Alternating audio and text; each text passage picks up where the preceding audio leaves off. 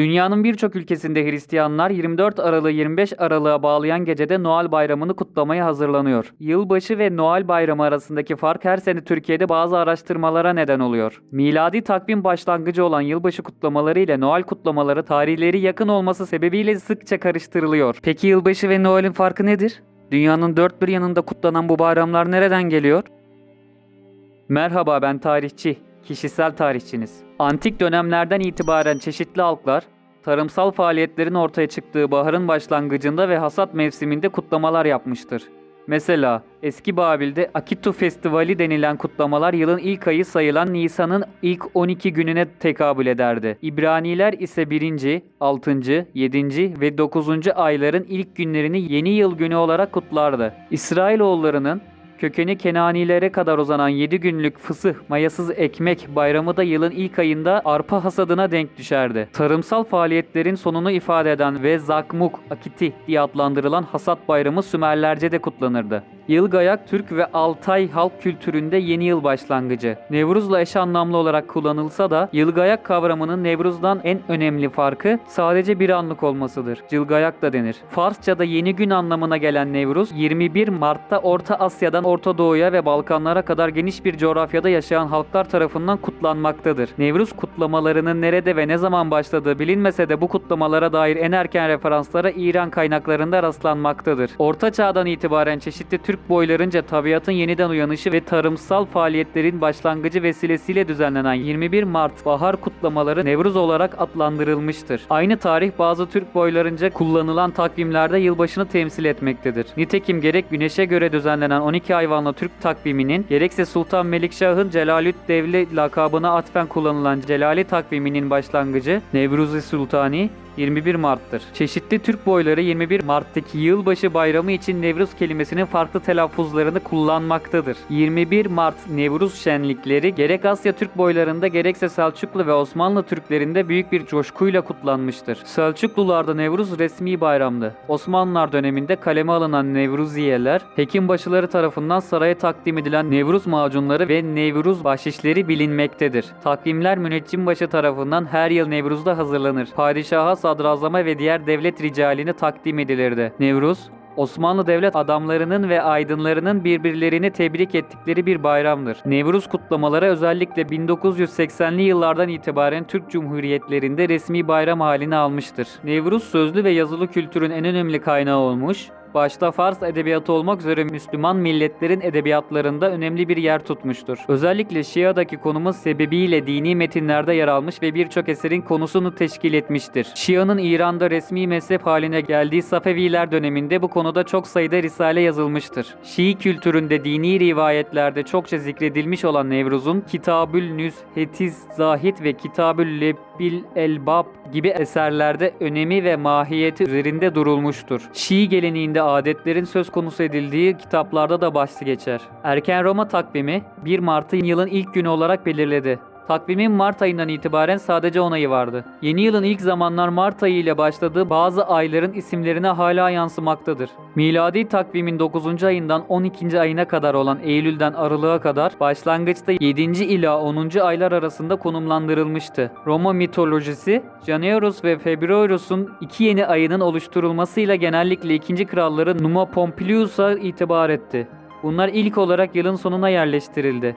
Ancak bir süre sonra bunun yerine ilk 2 ay olarak kabul edildi. Ocak ayının başlangıcı olan Ocak Kalendi, M.Ö. 153'te yeni konsüllerin açılışı yapıldıktan sonra yeni yıl olarak kutlanmaya başlandı. Romalılar yıllarını bu konsüller tarafından sıralı olarak değil, uzun zamandır tarihlendirmişler ve Ocak ayının sonlarını bu tarihe uygun hale getirmişlerdi. Yine de Mart yeni yılı etrafındaki özel ve dini kutlamalar bir süre devam etti ve 1 Ocağın yeni statüsünün zamanlanması konusunda bir fikir birliği oluşmadı. Ancak yeni yıl olduğunda aile toplantıları ve kutlamalar için bir zaman oldu. Milattan önce 78'de Amelius Lepidus'un başarısız isyanını da içeren bir dizi felaket, Roma'nın pazar günlerinin Ocak ayının sonlarına denk gelmesine izin veren bir batıl inanç oluşturdu ve pontifler bunun meydana gelmesini önlemek için ara eklemeyi kullandı. Yılbaşı, Julian takvimine göre Hristiyanlık öncesi Roma'da Ocak ayının da adının verildiği geçit ve başlangıç tanrısı Janus'a adanmıştı. Milattan sonra 567'de Turlar Konseyi Yılın başlangıcı olarak 1 Ocağı resmen kaldırdı. Orta Çağ Hristiyan Avrupa'sında çeşitli zamanlarda ve çeşitli yerlerde yeni yıl 25 Aralık'ta Hazreti İsa'nın doğumunun şerefine kutlandı. 7. yüzyıldan kalma Flandre ve Hollanda paganları arasında yeni yılın ilk gününde hediye alışverişi yapmak bir gelenekti. Bu gelenek Flaman ve Hollandalıları uyaran Saint Eligius tarafından kınandı. Ancak Avrupalı Hristiyanlar yeni yılı kutladıkları tarihte Noel hediyelerini takas ettiler. Çünkü yılbaşı Batı Hristiyan ayin takvimine göre Noel sezonunun 12. gününe denk geliyordu. Hristiyan bağlamında Noel hediyelerini değiş tokuş etme geleneği çocuk İsa'ya hediyeler veren İncil Magi'ye kadar uzanır. Julian takvimindeki artık yıl hatası nedeniyle 1. İznik Konsili 325'te Paskalya tarihinin hesaplanmasına karar verdiğinden beri Paskalya tarihi geriye doğru kaymıştı. 16. yüzyıla gelindiğinde gözlemlenen ekinokstan sapma kabul edilemez hale geldi.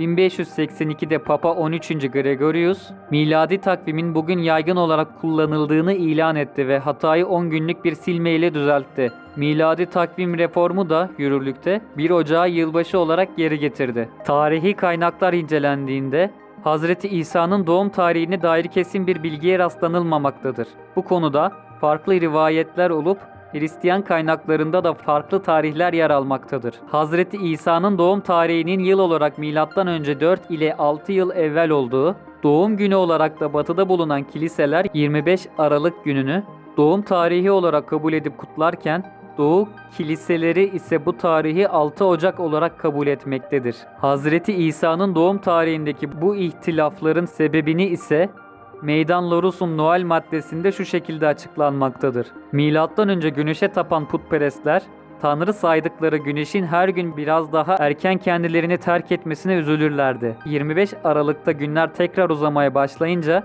güneşin kendileri ile kalmaya razı olduğuna sevinerek kutlamalar yaparlardı. Bu kutlamalar sırasında dans ederler, içki içerler ve ışıklandırma yaparlardı. O günde hindi kesme, domuz başı, kaz kızartması yemeği ve birbirlerine çeşitli hediyeler vermeyi gelenek haline getirmişlerdi. Ayrıca güneşe tapan ve kurtarıcı tanrılarının kış başlangıcında doğduğuna inanan diğer putperest milletler de vardı. Bunlar da Julian takvimine göre kış başlangıcı olarak kabul edilen 25 Aralık'ta özel kutlama törenleri yaparlardı. Yeni Rehber Ansiklopedisinde ise bu konuyla ilgili olarak şunlar anlatılır. O dönemde Hazreti İsa'nın doğum günü kesin olarak bilinmediği için İlk Hristiyanların Hazreti İsa'nın doğumu için kullandıkları özel bir gün yoktu. Bu sırada Roma İmparatorluğu'nun her yerinde güneşe ve putlara tapılıyordu. Roma İmparatoru Büyük Konstantin, putperest iken miladın 313 senesinde Hristiyanlığı kabul etti. Putperestlikten birçok şeyleri de Hristiyanlığa soktu.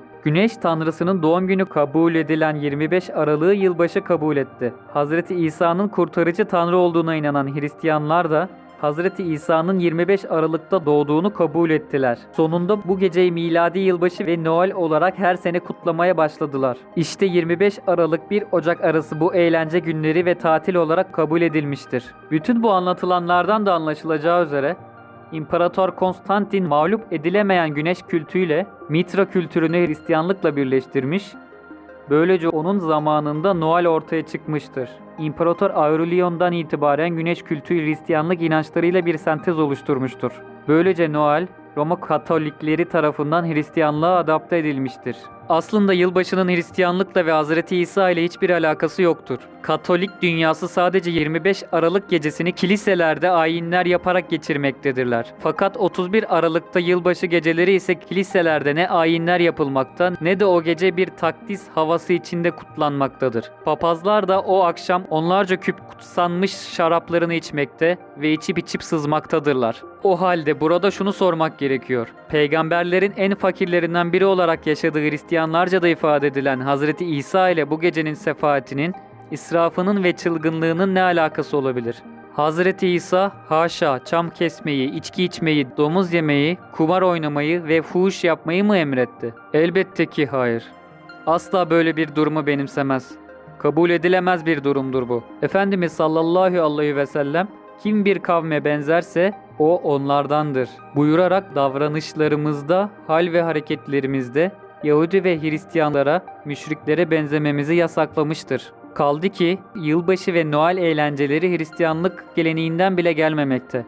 Romalıların güneş tanrısına taptıkları putperestlik döneminden kalma bir gelenektir. Müşrik bir toplumdan kalan bu geleneğin masumane de olsa bir nebze uymak imanlarımıza ne kadar zarar verebileceğini vicdanlarımıza havale ederek sormak lazım. Zira İbni Ömer radıyallahu anh teşebbüh hakkında şöyle buyururlar. Bir kimse müşriklerin arzına ev bina edip onların bayramlarına katılmak suretiyle onlara benzerse o kimse kıyamet günü onlarla beraber haşrolunur. Abone olmayı, bildirimleri açmayı, videoyu beğenmeyi, sosyal medya hesaplarımızı takip etmeyi, bizi paylaşmayı ve Patreon'da bize destek olmayı unutmayın.